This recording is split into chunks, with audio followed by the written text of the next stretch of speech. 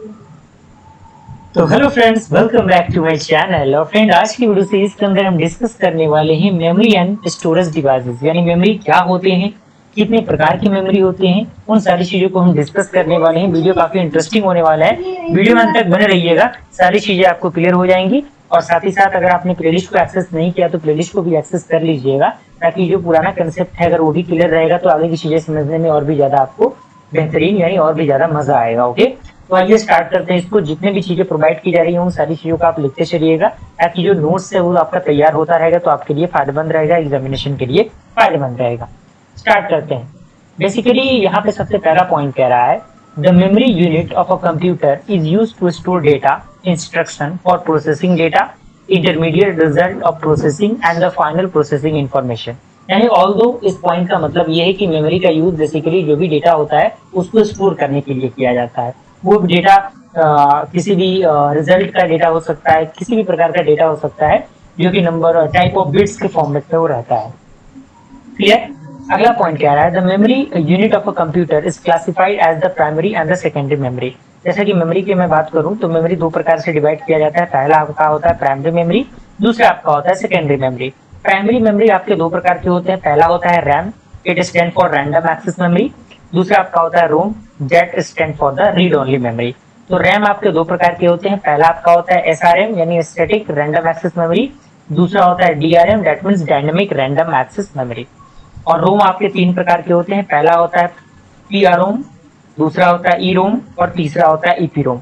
ये सारी चीजें क्या होती है स्टेप बाय स्टेप हम डिस्कस करेंगे आज की वीडियो सीरीज के अंदर। हम डिस्कस कर लेते हैं कि हमारा रैम क्या होता है, रोम क्या होते हैं, और भी जो चीजें हैं उनको हम डिस्कस करते चलेंगे। तो सबसे पहले हम डिस्कस करेंगे प्राइमरी मेमोरी क्या होता है। तो इसमें सबसे पहला पॉइंट कह रहा है, the primary memory is available on the computer as a built in unit of computer. यानी जो प्राइमरी मेमोरी होता है वो किसके फॉर्मेट में अवेलेबल होता है, कंप्यूटर में अवेलेबल होता है, built in unit of computer के फॉर्मेट में। अगला पॉइंट कह रहा है, the primary memory is represented as a set of location occupying 8 bits. यानी जो प्राइमरी मेमोरी होता है वो रिप्रेजेंटेड करता है सेट ऑफ लोकेशंस को किसके फॉर्मेट में, जो कॉपी होता है वो 8 बिट्स के फॉर्मेट में रहता है। और अगला पॉइंट कह रहा है, each bit in the memory is identified by a unique address. यानी हर एक जो बिट्स रहता है वो एक क्या होता है, एक अलग एड्रेस को कैरी करके रखता है। एंड अगला पॉइंट कह रहा है, the data is store in the machine understandable binary form in this memory location. यानी जो आपका बाइनरी फॉर्म होता है उसमें जो डेटा होता है वो स्टोर किया जाता है इस लोकेशन के अंदर। अब इसके टाइप की हम बात करें तो सबसे पहला आपका आता है रैंडम एक्सेस मेमोरी। तो इसमें सबसे पहला पॉइंट कह रहा है, जैसे कि ये फिगर आप देख सकते होंगे, अगर आपने कोई डिवाइस देखा हो तो आप इस प्रकार के स्ट्रक्चर को आपने देखा होगा, तो आप अब बचपन में हम लोग सोचते होंगे कि ये सारी चीजें क्या है। तो आप देख सकते हैं कि जो रैंडम एक्सेस मेमोरी होता है इस प्रकार का दिखता है। तो आपने देखा होगा बेसिक जो आपका ये प्लेट दिख रहा है ग्रीन टाइप में, इस प्लेट को आपने देखा होगा, लेकिन ऊपर की जो चीजें लगी हुई हैं ये चीजें क्या होती हैं, इनके मिलने से ही रैंडम एक्सेस मेमोरी का कंस्ट्रक्शन होता है, निर्माण होता है। तो पहला पॉइंट कह रहा है कि this is the primary memory और from where the data and instruction can be received in a random manner. यानी ये एक प्रकार का प्राइमरी मेमोरी होता है जहां से जो डेटा और जो इंस्ट्रक्शन होते हैं वो रिसीव होते हैं रैंडम मैनर में। यानी वहां पे रैंडमली जो एक्सेस होता है डेटा का वो होता है, ऐसा नहीं कि एक स्टेप बाय स्टेप चीजें फॉलो होंगी, ऐसा नहीं रहता इसके अंदर। अगला पॉइंट कह रहा है कि it is a volatile memory in which the contents are lost once the power is turn off. यदि हम अपने कंप्यूटर सिस्टम के पावर को अगर टर्न ऑफ कर देंगे तो हमारा जो कह सकते हैं जो भी हमारा वोलेटाइल मेमोरी रहेगा, जो कॉन्स्टेंट्स होंगे वो लॉस्ट हो जाएंगे, जो कंटेंट रहेंगे वो हमारे डिलीट हो जाएंगे। Is that clear. अगला पॉइंट है, the kind of memory is used to store the data temporary during the computer operation. यानी जो भी डेटा होता है जो जिनको हमें टेम्पररी यूज करना है उसके लिए हम क्या करते हैं, रैंडम एक्सेस मेमोरी का यूज करते हैं। अब रैंडम एक्सेस मेमोरी आपकी कितने प्रकार की है, यहाँ पे आप देखिए दो प्रकार के हैं। पहला आपका है एसआरएम, दूसरा आपका है डीआरएम। तो SRAM stand for static random access memory. तो ये क्या होता है, तो it is a volatile memory based on a traditional transistor unit flip flop gate to hold the data in the power is on. यानी ये एक प्रकार का वोलेटाइल मेमोरी होता है जो किस पर आधारित होता है, ट्रांजिशनल जो आपके ट्रांजिस्टर्स होते हैं जो फ्लिप फ्लॉप गेट्स को यूज करते हैं, और जब पावर ऑन होता है तो ये जो मेमोरी होता है वो काम करना शुरू करता है। अगला पॉइंट कह रहा है, the contents are lost once the power is turn off. यानी वही बात, जब पावर हम ऑफ करेंगे तो कंप्यूटर सिस्टम का पावर ऑफ होगा तो हमारा जो कंटेंट है वो क्या होगा, लॉस्ट हो जाएगा। अगला पॉइंट कह रहा है it is a very fast and that's why used in the cache memory, यानी ये क्या है, काफी फास्ट है, इसी कारण इसका हम यूज कैश मेमोरी के अंदर करते हैं। सारी चीजों को, सारे पॉइंट्स को अच्छी तरीके से आप लिखते चलिए ताकि आपका नोट्स तैयार होता रहेगा, तो आपके लिए फायदेमंद रहेगा। अगला पॉइंट कह रहा है the SRAM takes more space and is expensive too but it is easy to use, यानी जो एसआरएम होता है वो काफी अधिक स्पेस को कैरी करता है और काफी महंगा भी होता है, लेकिन इसका यूज करना काफी आसान होता है। क्लियर। अगला पॉइंट कह रहा है it does not need to be refreshed periodically and synchronizes itself with the timing of CPU, यानी इसको जो टाइमिंग ऑफ सीपीयू होता है उसको फॉलो करने की जरूरत नहीं रहती। क्लियर।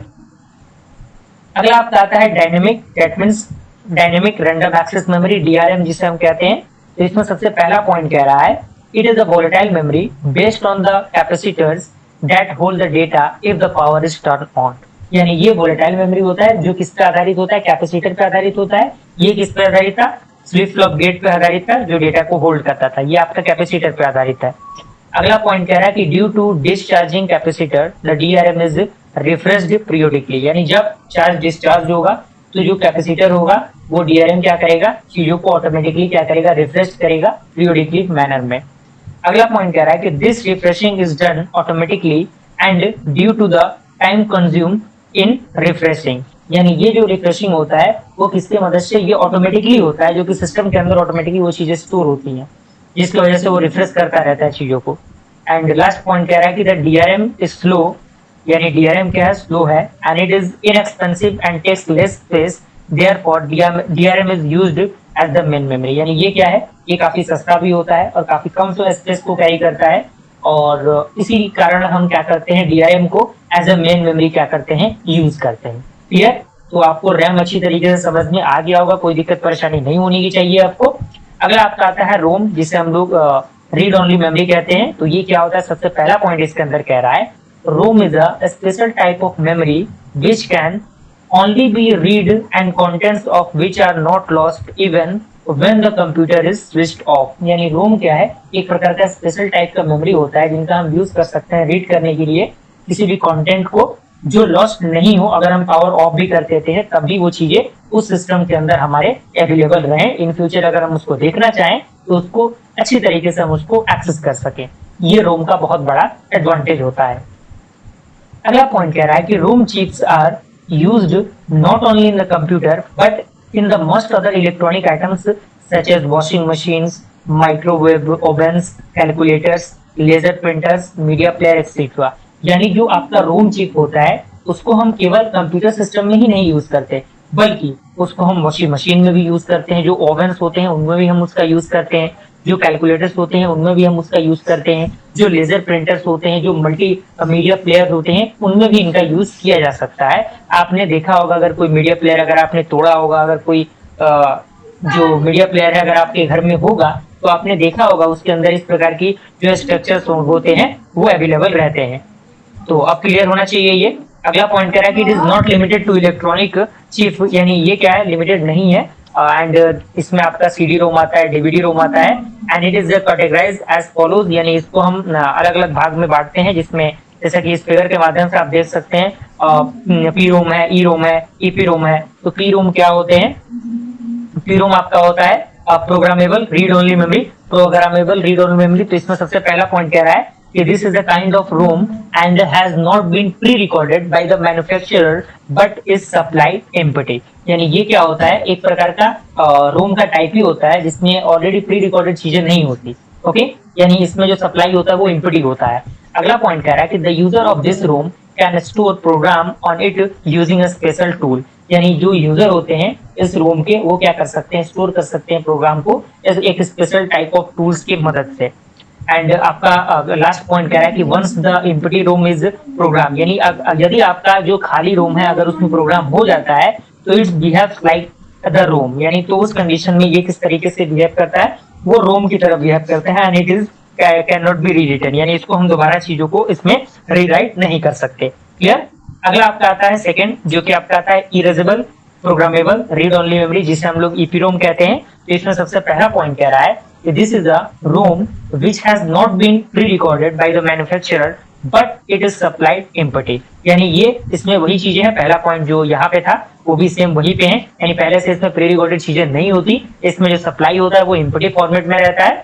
और अगला पॉइंट इसके अंदर कह रहा है कि the user of this ROM can store programs on it using a special tool. यानी इसमें जो भी यूजर होते हैं जो यूज कर सकते हैं रोम को, प्रोग्राम को स्टोर करने के लिए एक स्पेशल टूल का यूज करते हैं। एंड सेकंड लास्ट पॉइंट कह रहा है कि once the empty ROM is program, यानी वही पॉइंट, अगर आपका एम्प्टी रोम में प्रोग्राम अगर लिखा दिया जाए यानी लिख दिया जाए अगर प्रोग्राम, तो उसको दोबारा हम रीराइट नहीं कर सकते after erasing the previously written entire contents using the ultraviolet light of specific frequency. तो उसको हम मतलब रिमूव करने के लिए अल्ट्रा वायलेट रेज का यूज करना पड़ेगा, जो कि एक अच्छा खासा फ्रीक्वेंसी कैरी करता हो, तभी वो चीजें संभव हो पाएंगी। अगला पॉइंट कह रहा है कि EPROM is more expensive than PROM, यानी ईपीरोम काफी एक्सपेंसिव होता है एज कम्पेयर टू क्रोम। और लास्ट आपका आता है electrically erasable programmable read only memory, और इसमें सबसे पहला पॉइंट कह रहा है कि this is a ROM which has not been pre-recorded by the manufacturer but it is supply empty, यानी वही पॉइंट, पहला पॉइंट सेम है, आपको तीनों में कॉमन देखने को मिल रहा होगा। और अगला पॉइंट कह रहा है कि the user of this ROM can store program on it using a special tool, यानी वही पॉइंट। सेकेंड और फर्स्ट पॉइंट आपको सेम देखने को मिलेगा तीनों आपका जो रोम है उस रोम के अंदर। एंड अगला पॉइंट वही है, once the program is programmed and rewritten repeatedly after erasing the previously written program using the electric charge, यानी अगर हम मतलब पहले से जो प्रोग्राम लिखा है तो उस प्रोग्राम को अगर हम इरेज करना चाहे तो उसके लिए हमें क्या करना होगा, इलेक्ट्रिक चार्ज का यूज करना होगा। यहाँ हम क्या कर रहे थे, हम एक अच्छे खासा फ्रीक्वेंसी का अल्ट्रा वायलेट रेज का यूज कर रहे थे, लेकिन यहाँ पे इलेक्ट्रिक चार्ज का यूज करना पड़ता है। एंड अगला पॉइंट कह रहा है कि दिस काइंड और the ROM requires erasing the entire previously written content but it is allow the erasing one byte at a time before writing a new content on it, यानी ये एक bite को ही carry करता है एक समय पे।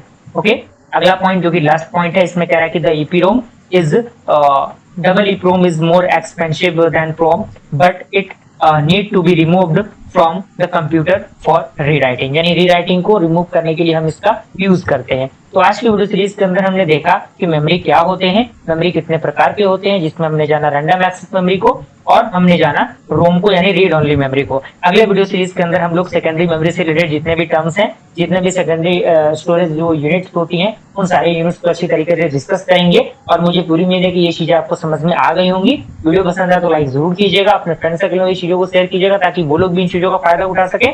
जल्दी मिलते हैं फ्रेंड्स ऐसे इंटरेस्टिंग वीडियो के साथ, तब तक के लिए थैंक यू।